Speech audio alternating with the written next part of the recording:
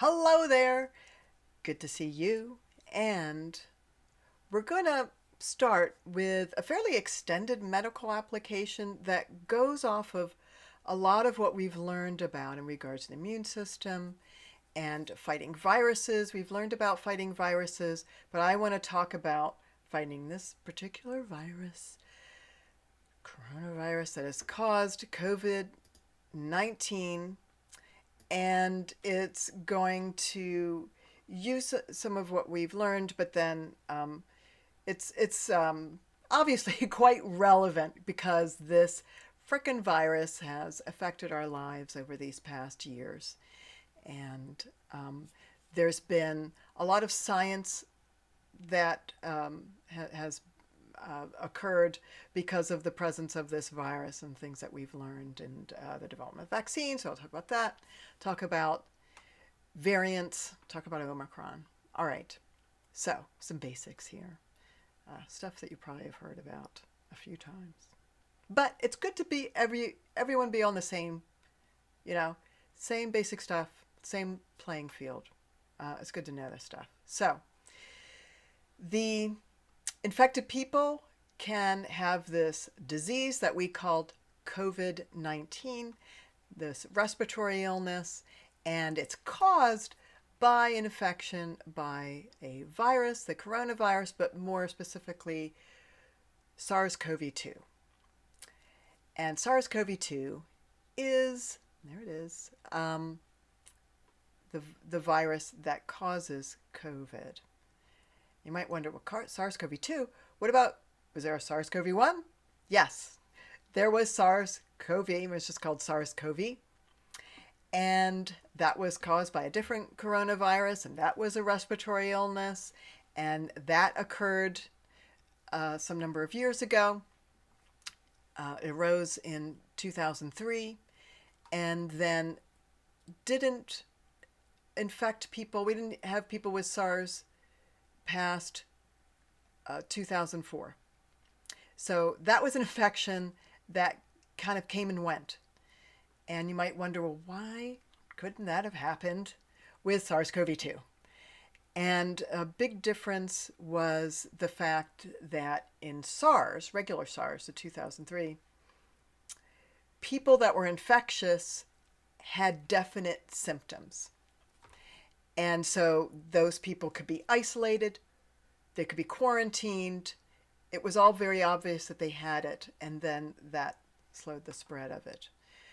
And as you know, with COVID-19, people that are infectious might not have any symptoms ever, or they will eventually develop symptoms, but they had this period of time where they were infectious and they didn't know it and they weren't showing symptoms yet. And so that makes it very challenging to isolate the right people and to be able to have the right measures to decrease its spread. All right. So here's the virus, very simply drawn. One thing I would have you note about it is that, like a lot of viruses are very simple little structures, and they have some amount of nucleic acid, either DNA, RNA, and then typically they have a protein coat that surrounds whatever that nucleic acid is. In this case, it's RNA, and this protein coat has spike proteins on it.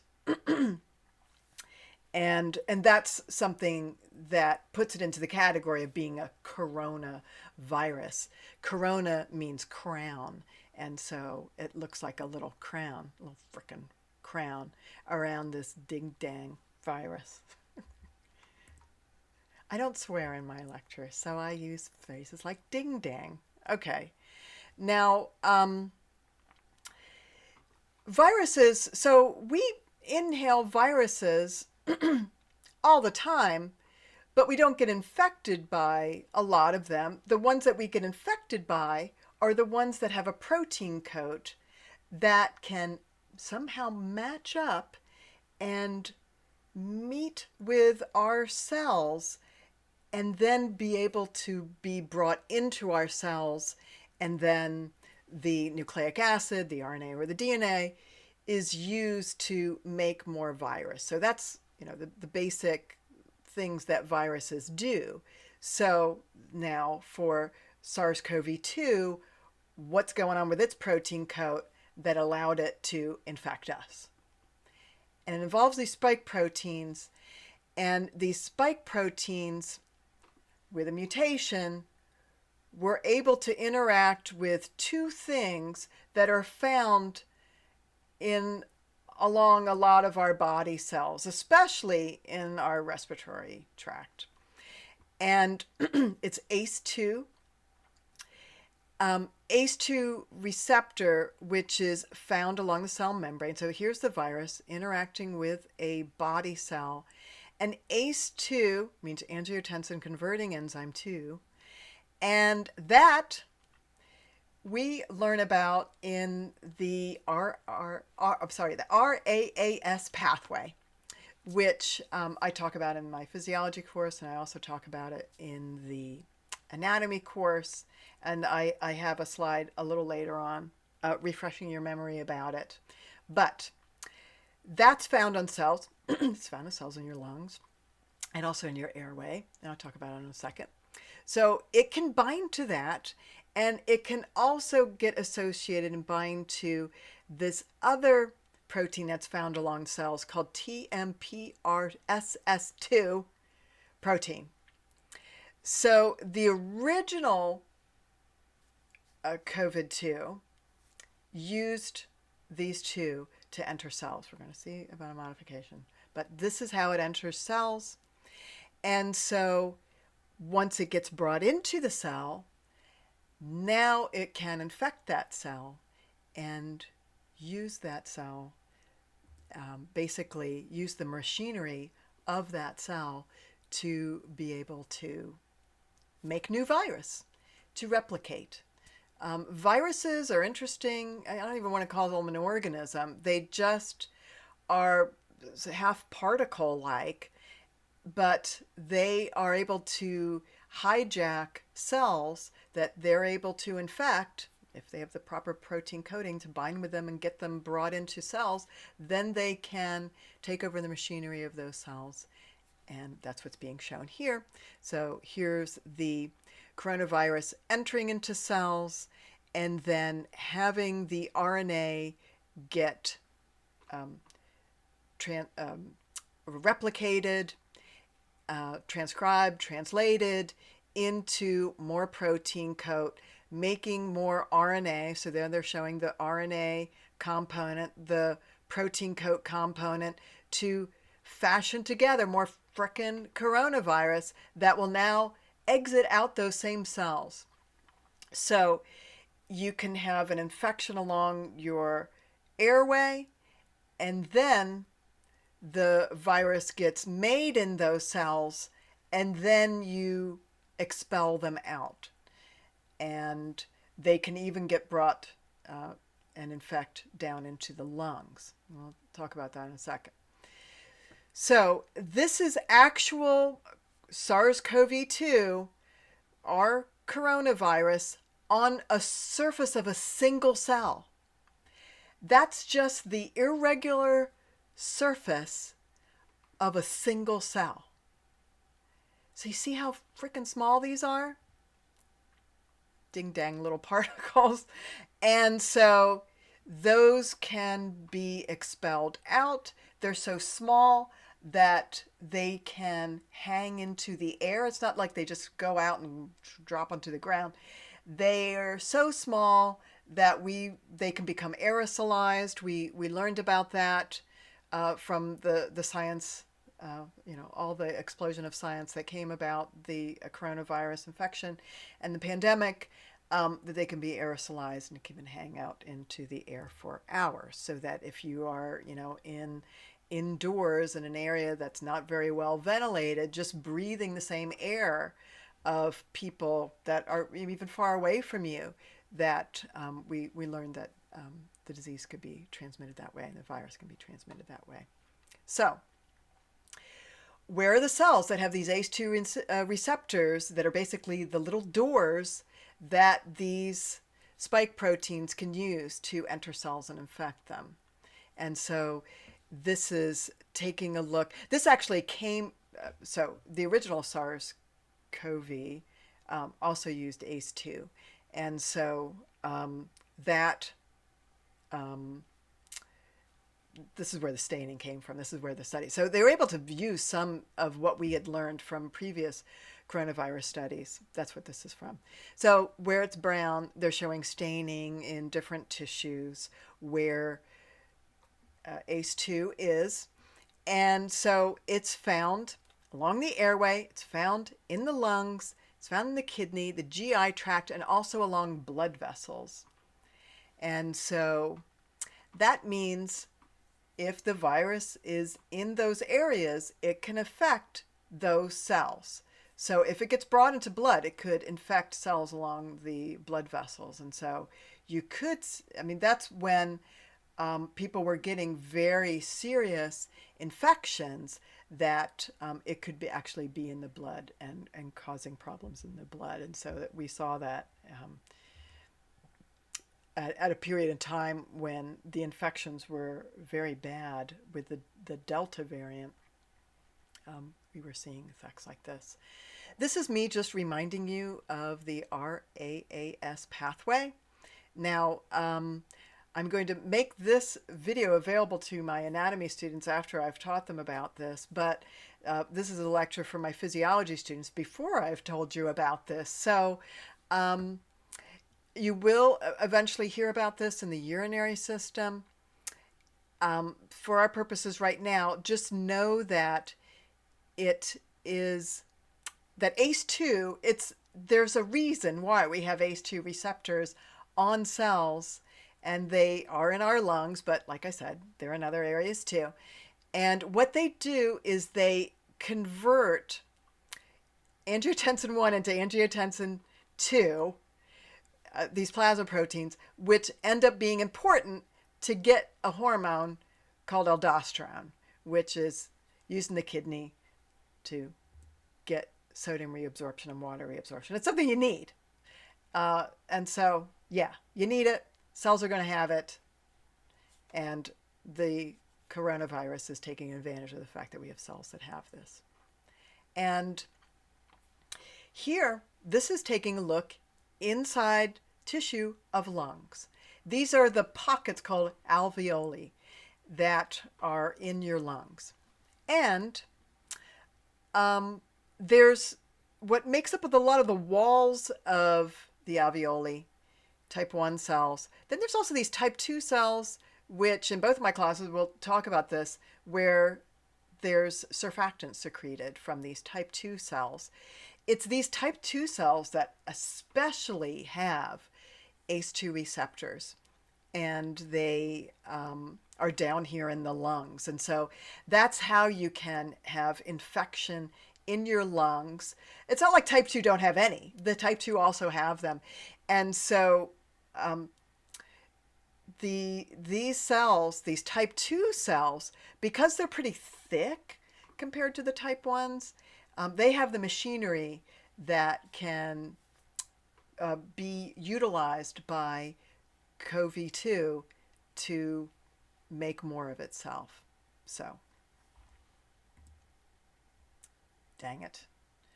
We have these cells in our bodies that basically can be infected and used by the virus to make more of itself. All right. So what about the vaccine? What does the vaccine do? Now I'm talking about the mRNA. I should have an M in front of that. Wait, just a sec. Okay.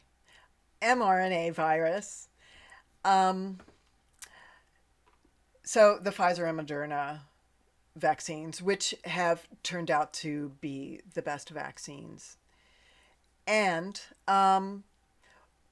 what do they do? Because I think one thing that maybe made people hesitant about the vaccine was that it had some kind of nucleic acids in it, that it had RNA in it. And so well, is this going to mess up my whole body? Is it going to mess up by introducing RNA to my body? But you're constantly eating DNA. I mean, it's just you're eating cells and things like that. So you're constantly getting introduced with this, and this mRNA is and you would have learned about it in your biology introductory courses, that mRNA is used to make proteins. And so what they chose is the mRNA that would make the spike protein. All right? So what you're doing is you're introducing into cells the ability to make a protein that's the spike protein. So it's nothing to be able to make more virus. You can't get the coronavirus infection from this, because all that's being introduced is to make a part of the protein coat. So not the RNA of the virus at all, and not the full protein coat, nothing to assemble at all. It's just to be able to make this. And so the mRNA gets introduced into cells. The mRNA has ribosomes that do the whole translation of it that we know about. And so there it is. It makes spike protein, dupe, and it puts it outside on its cells. And then now that will be used as an antigen to get an immune response. And so that's what they're showing here. So the fact that their cells with this unusual antigen on their surface, that will cause B cells and T cells to become activated. And now you get antibodies that are specific for that spike protein that you didn't have before. So it's a way of making your immune system better at identifying SARS-CoV-2. It can identify the frickin' coronavirus, and because it already knows about the antigen that is the marker for this coronavirus. And so there's antibodies that are made, and there's also T cells that are made from this. And so this is showing this whole thing, this whole process of what the mRNA does, putting a coating around it so that it can be kind of stabilized and stay. And now you have it in the vaccine, and then that gets brought into cells. And now they're making spike proteins, only spike proteins. And it's a good choice to use the spike protein, because it's the spike protein that was the thing that made SARS-CoV-2 able to infect us, that it had a spike protein that matched up with our ACE2 and the other protein with a big long name. And so that, by using that, if something matches with this, then they also are matching with our ACE2. And so it's a way of being able to basically protect ourselves, since it's the thing that the virus uses to enter our cells.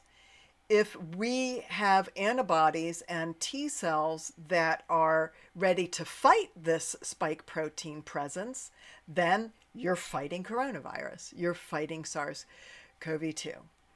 And so now we're guarded against anything that could invade that way.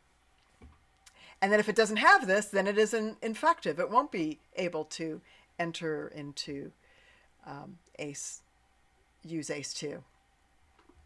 Okay. So what about the Omicron variant? Well,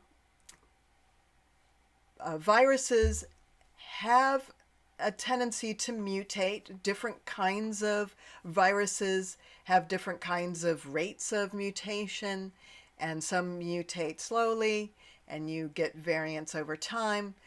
Some are fairly quick. Here we can see the quickness of getting the variants is a product of partly of what the virus is like, just its own ability to mutate, and then also just the fact that it's so spread out. It became a pandemic, and it spread worldwide.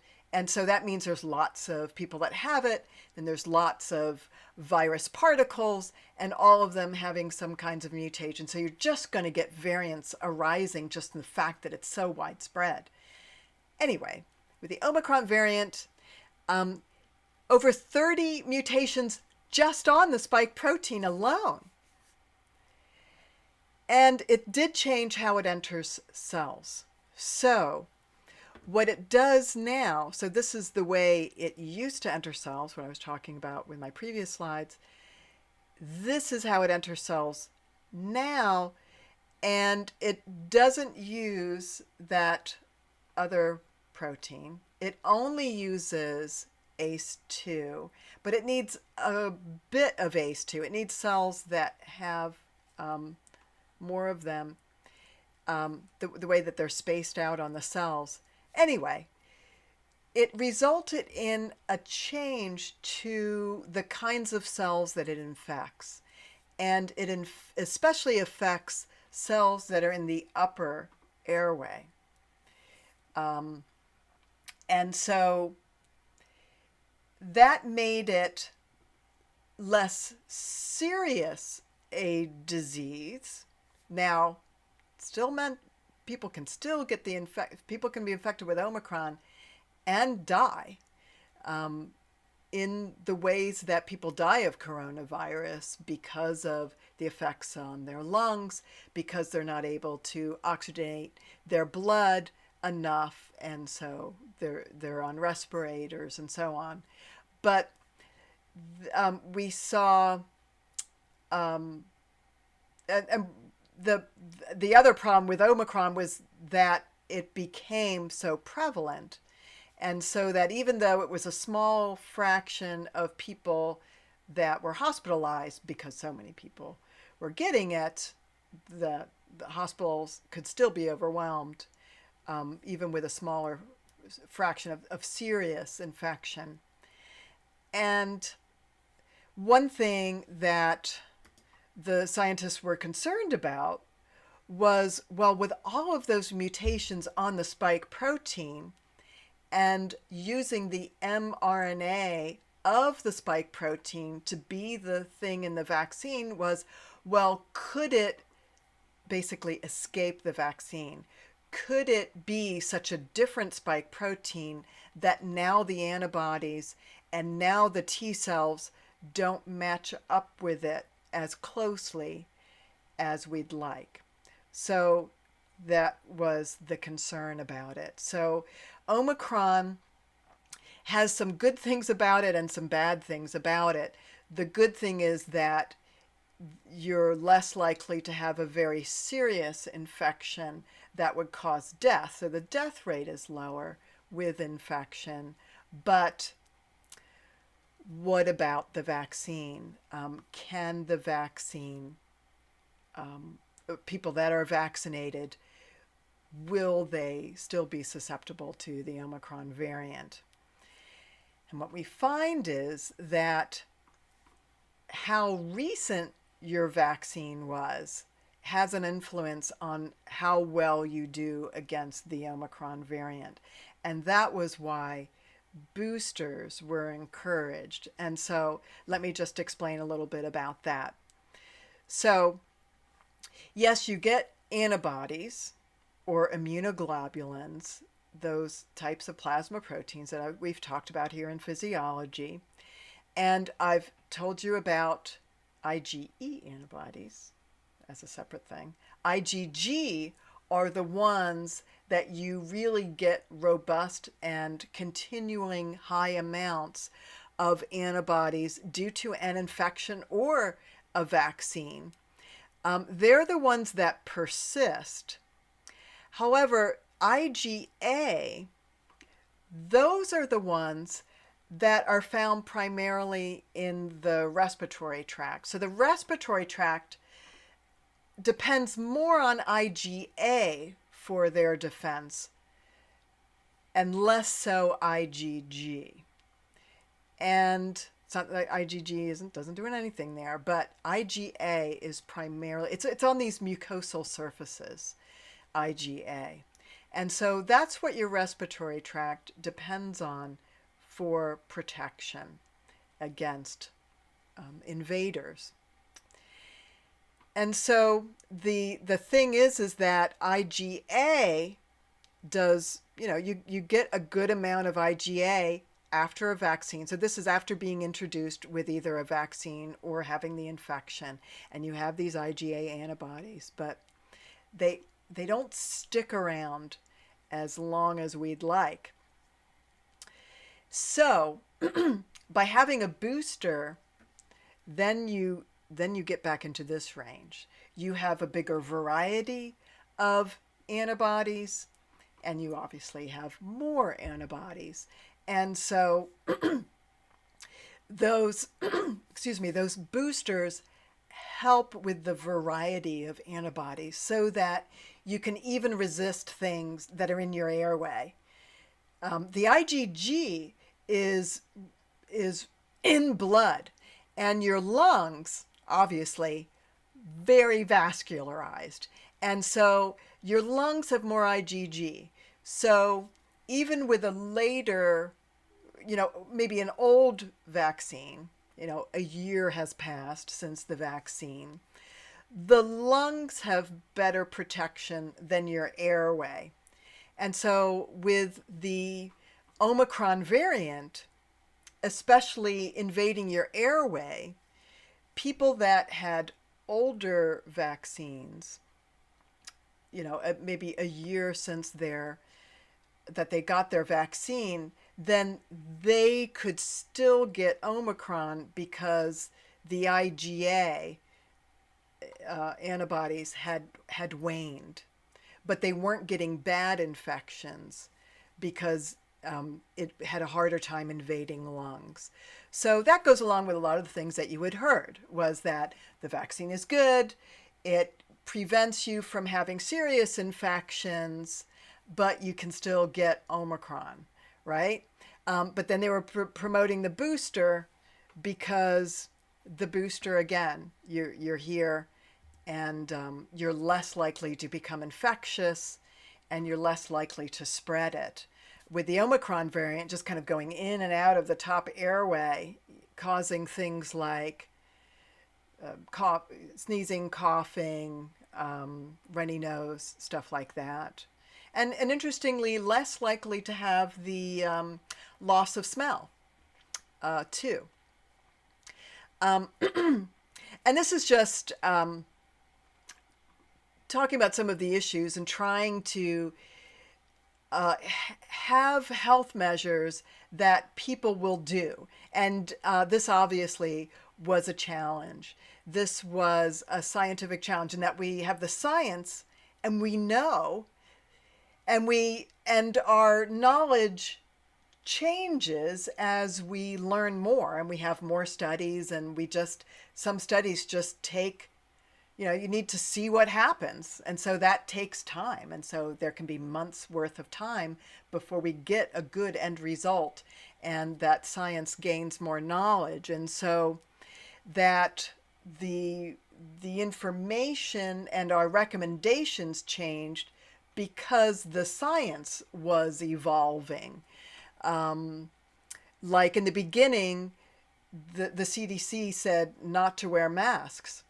That was because masks were few and far between at that point, and we needed masks for the medical workers. But once we could ramp up enough production of masks and try to get people to think that was important to do, that took a while, and then to recommend them. And I think also just our understanding of probabilities, we kind of want things to be, A mask either works or it doesn't work. And that interpretation, should I wear a mask? Does it work or not? And so if you say, well, it reduces your probability of getting something, then people are like, that sounds like a gray area. Well, sometimes science deals with all these shades of gray. And yeah, so there's all of these components that go into whether you are going to get an infection traveling from one person to another. How infectious are they? How many virus particles do they have? How much of them are going to be aerosolized? How much are they going to, what's the chance of it getting, and so this is all the things that go into the probability of it. Well, who wants to read and understand all that? People don't want a math lesson. So it's hard to then present science, and I think communication of science ended up being shown to be so important. And to communicate the science in a way that people can understand, that then they can follow along with it, but then also people don't want to be told what to do. And so there's all these components to what encouraged the spread of this disease, this respiratory disease. And yeah, you don't want to wear a mask. It's inconvenient. It covers up your mouth, and people don't like it. Mask users and mask non-users. It's no fun either way. And then this is just showing if an infectious person is not wearing a mask, a mask-wearing person still has a substantial chance of getting that infection. And so that was why, it works best when everyone is wearing them. Well, how can you get everyone to wear one when people, again, don't want to be told what to do? And so that was things that contributed to some of these issues. And then there's this talk about coronavirus becoming an endemic disease. It will invariably become an endemic disease, which means it exists in the population. We can't eradicate it. We have only eradicated a few things. We eradicated smallpox, and that was with a whole heck of a lot of vaccine use and, following through over the years. And, even polio is found. We've had a vaccine for that for a long time, but it's still found in certain areas of the world. And so there's diseases that are endemic. And what that means is that the virus exists in that population at some level, but then only if it were to spread much more widely, then we call it an epidemic. And then when an epidemic causes a spread to all these areas in the world wide, then we call it pandemic. So it will exist, just like the flu. We have flu virus. We have the viruses that cause colds. Those are endemic viruses that cause disease.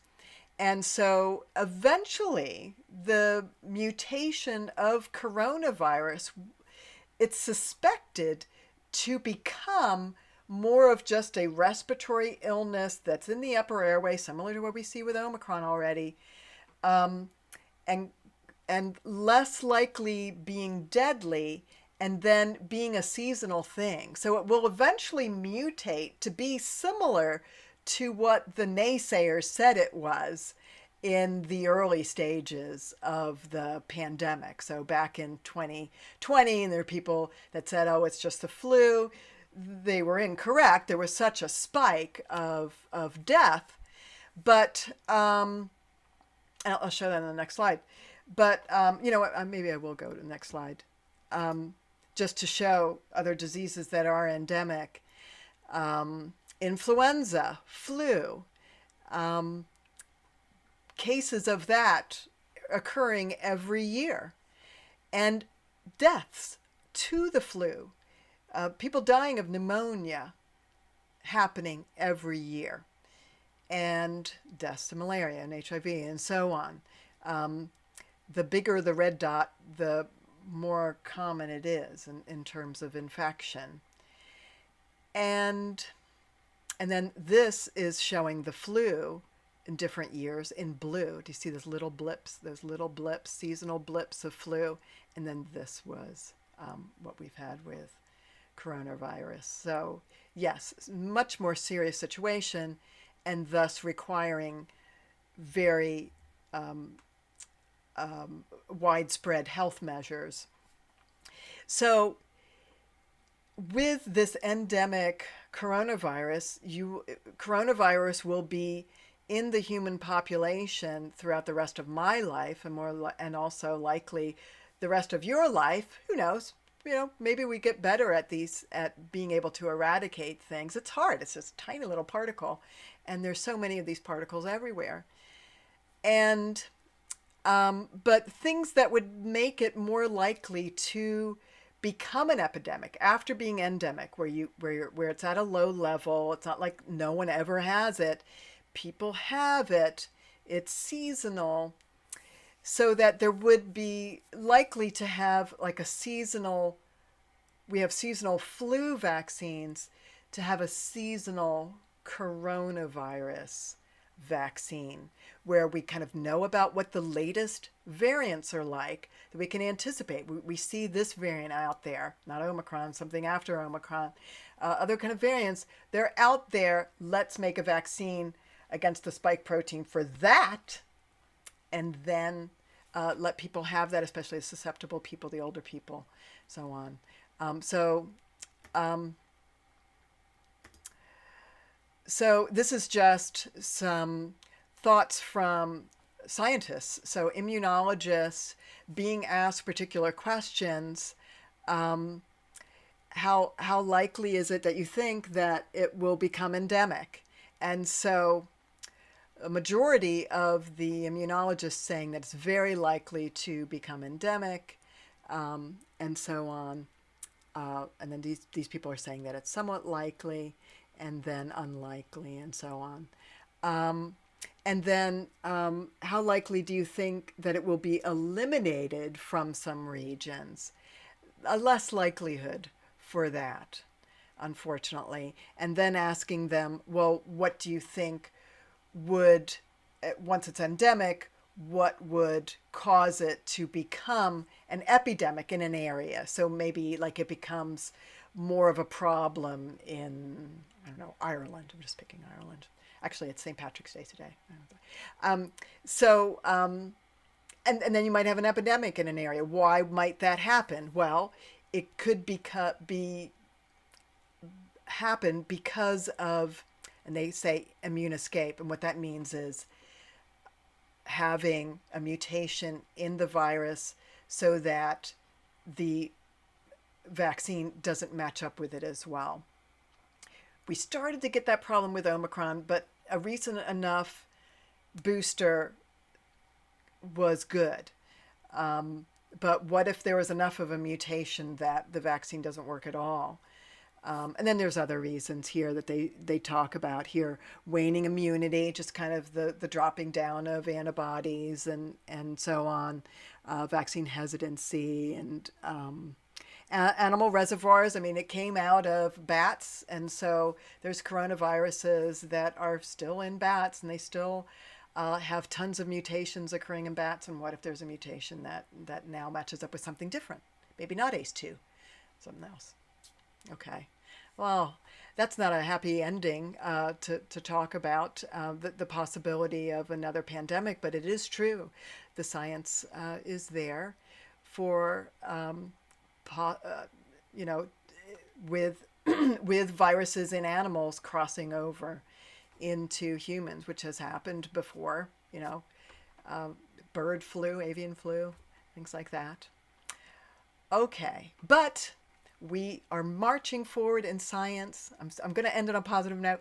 We are marching forward in our science. We had so many and still have so much widespread research. We've learned so much about SARS-CoV-2 and Omicron variants and so on, that we can make good vaccines. I mean, we had such success. That was an mRNA virus. It was the first type of an mRNA virus, at least such a widespread one.